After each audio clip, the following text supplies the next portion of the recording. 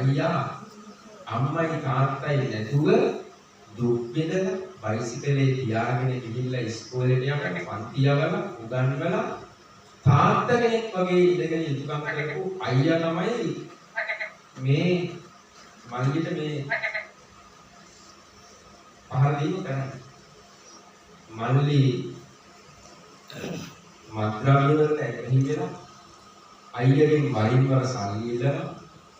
අයියා මුලදී ඒ ගැන නොදැන මල්ලිට සල්ලි දෙනවා. පස්සේ අයියාගෙන් හොඳටම ටික සල්ලි අරගෙන මල්ලි මත්ද්‍රව්‍ය පාවිච්චි කරනවා. අයියා අවසානයේ කොස් විකුණන තැනකටපත් වෙලා කොස් විකුණන ගමන් ඉන්නකොට ඔහුගෙන් සල්ලි දෙන්න වෙලාවට සල්ලි නොදුන්නාම අයියට පහර දෙනවා. මල්ලිට ඉස්සෙල්ල ගහදී මිටේ ආයෙත් නැගිටලා ඉඳලා ආයෙත් ගහලා මල්ලිව කලින් කරලා එහෙම වුණාට පස්සේ මල්ලි නැවත ඇවිල්ලා පිරිසක් මැද අයියට අනහරහා ගහලා තියෙනවා මේකවත් පහර. අයියාගේ වේදනාව වෙලකමට තරහ වෙලකමට තමයි අර විදියට කොස්කෙලියක් කොටනවා වගේ මල්ලිට කොටලා දාන්න විතර කරුණු ඒ වගේ සිදුවීම් මේ ගෙදර වෙලා තියෙනවා.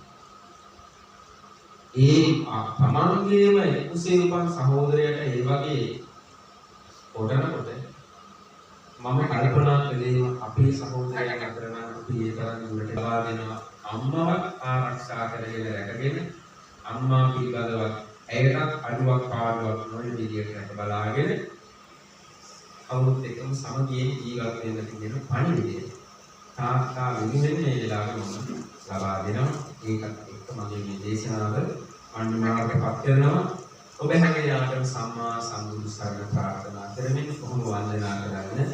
සබ්බීතියෝ විවච්ඡන්තු සබ්බරෝ රෝගිනස්සතු මාතේ භවත්වන්තරායෝ සුඛී දීඝායුකෝ භවෙ අභිවාදන සීලිස්ස නිච්ඡං උද්ධාපචායෝ චත්තාරෝ ධම්මා වඩ්ඩන්ති ආයුවන්නෝ සුඛංගල ආයුරාෝග්‍ය සම්පatti සකල සම්පatti මේච අතෝ නිභාන සම්පatti විනාතේ සමිජ්ජතු.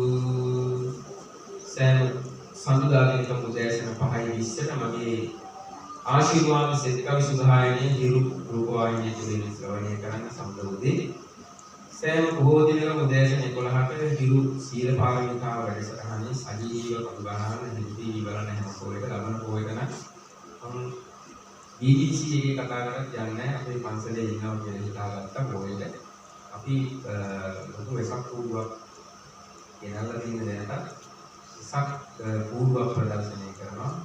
එළියට පන්සලේ පොය දවසේ